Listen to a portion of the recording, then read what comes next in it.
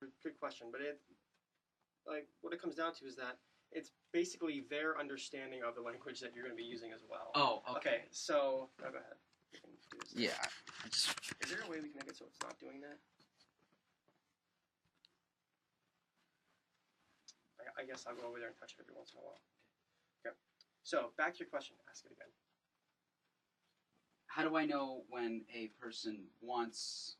Or how you mean how do they know how much you need? Yes. That kind of thing. That's easy. Basically, they'll just ask you. You know, I mean, if you're using the language, if you say just give me a lot, they'll be like, okay, well, what's a lot?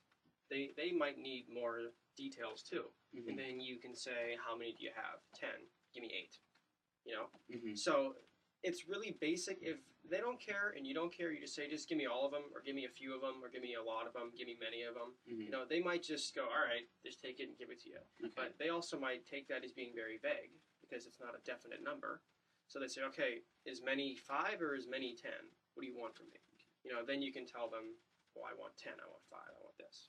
You know, so no, that's a good, question. It's just, it's hard to explain because unless there's an actual situation where that's going on, you don't really know what many or a lot would be. So based on the situation, the two people talking or however many people involved will understand what you're talking about? We would hope so. Okay. That's a whole point of actual speaking in language is to communicate the ideas, and sometimes even with native speakers, we don't know exactly what we're talking about all the time. And right. I'm sure it's happened to you. Oh, probably. Where you say something and then you don't really remember what's going on, or you hear them wrong. Or you, wait, what do you mean by that? And then you have to talk about it more, like explain it. Basic things like that. So, what we're gonna move on next to is basically. One last thing about these adjectives. A lot of them can be made just by changing the suffix of the word. Do you What's a suffix? Suffix is the ending. So. Comfort, health, success. Okay, those are just take those three words. Comfort, health, success. Yeah, those are all nouns, right? Comfort is a state. Success is a state. Success, health, they're all states. Health is your, if you say I am healthy, that's a state of how you are. Okay, so if I say I am healthy, healthy is a noun. Health is the noun. Health is the noun. If you want to say I am healthy, you change the suffix, healthy. You're making it describe your health, right? So now it's an adjective. I see. You get it? Okay. So sometimes you don't even have to have a different word. One word, if you change the ending, will change the entire meaning of the word. Okay? Okay. So you just take, like I said, just the basic word. Good. You just take the word health, and then if you add the healthy, the ly to the end of it, this makes it an adjective because it is now describing the state of health that you are. Because so you can't just say I am health. No, you can't because, well, what kind of health? Poor health, good health? Are you healthy? Are you not healthy? Okay, so you need a word to describe, because health can be good and bad? Yeah, you can say he has poor health. I see. Okay, so poor is the adjective. It's describing the health. Excellent, very good. All right. Like I said, and there's many ways where you can just take the word, like I said, even words like consider. If you want to make that you say, well, I'm going to consider it. But you can take that and make it describe a person. Have you heard of this? Like, he is very inconsiderate, or he is very considerate. Okay, and what's that word again? Like, consider. The word itself could be just, I'm going to think about something.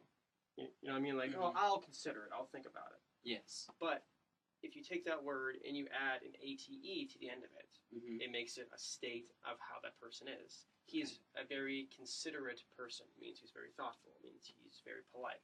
Okay. So like I said, sometimes with these words, you don't have to change the endings to make them adjectives. Sometimes you do. Just like I said, poor health. Poor is describing the health. Healthy is also describing the health. Okay. Okay. Make sense, right? Yes. Okay. Is there anything that we've gone over about adjectives that you don't quite understand? Well, I'm sure that once we get further along that I'm going to start having more questions, but you're good for now? At the current time, I'm understanding this pretty well. Okay, good. Now, what I would like to do next is move on to verbs, okay? And here's what I mean by that. I'm going to go on with now to verbs. Okay. Okay? Now, verbs. Can you give me an example of what you think a verb is? Verb. If I remember from before, those are something that you do. So they're action. Yes. Yeah, you're partially right. Yes, you are. Things like kick, hit, slap, those are verbs because they're doing something. But there's also verbs called verbs to be. Verbs To be. Like, and those can be, I'll just, to make this really simple right now, we're going to stick with the basics, all right? Okay. So, I am, you are, he, she, it is. Those are still verbs, but they're really not doing anything, right? There's not a lot of action there. No. I am. But that's a verb to be. There's also verbs like words like seem. Okay. She seems upset. She seemed upset. The verb in that is seem. Okay? But it's a verb to be. Exactly, because it's saying something that's going to happen. or that is going on right now. Oh, She is okay. seeming. Okay. You know, she seems upset. You know, it technically has the same idea as she slapped him. You know, but you really can't be like, hey, show me slap. You can actually do that. Right. Show me seeming. You'd be like, I don't know what you mean by that. You know? Okay. So verbs are not always action. They don't always have to be action. So keep that in mind. Okay. All right. That's one of the biggest problems I have a lot of language learners trying to learn English. Mm-hmm. They see verbs and a book will just tell them, oh, they're action words. Mm-hmm. Yeah, in a very narrow sense, they are action. But also, there's many, there's many verbs that are not action verbs, but they're still very important. Stuff like do. You can have do or does, did, done, depending on what form you want. You know, singular, plural. Give, gave, given. Mm-hmm. You can't just say, gives. You know, there's give or gives. Mm-hmm. You know, but you can't just use the same form for all of the words. Yeah. You know, you have to change it. So, like I said, like, likes, liked, liked. Those two are the same. Okay. Okay. And then hit is actually the same for all of them. Hit, hit, hit. Or you can say hits. Okay. Okay. So this makes sense, right? Yep. Okay. Very good. All right. Very good. But there's also different forms of these verbs as well, and these are called auxiliary and modal verbs. Auxiliary. And modal. Auxiliary and modal verbs. All right. We'll stick with modal verbs right now. All right. Okay.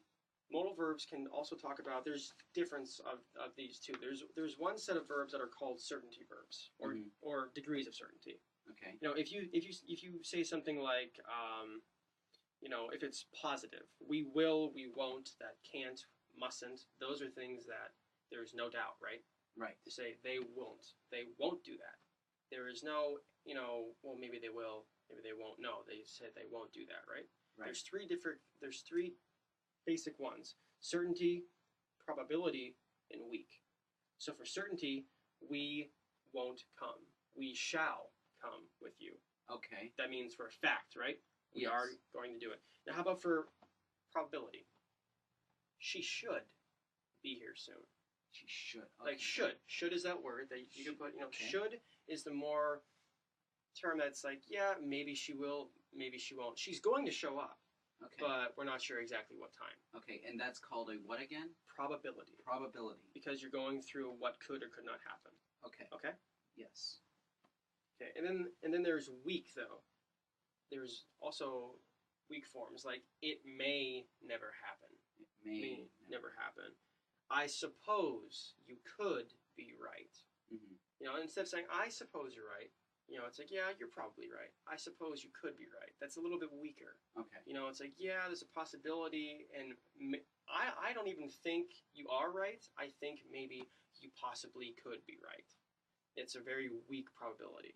Okay. Okay. So there's, like I said, there's different forms. Do you have any questions? Do you have like a answer or is there anything you want to ask me about this that you don't understand? Let's see. I kind of lost you a little bit when, like, I probably could be, Okay, all those types of things. That's the problem. Certainty. Let's start with the very, very first one. Certainty words, okay? Certainty words. Okay. Let's go over that again. Okay. We shall. I will. Okay. They will. Things like that. Yeah. Will. Will being the Definite. This definite. will happen. Yes. Okay. Will, shall. Got that, right? Yes, I get that. You sure? Yep. All right, good. Now, probability. All right. Probability. Possibility. These are also called possibilities. Possibility. She should arrive at noon. She should arrive. So should being the key word. Yeah.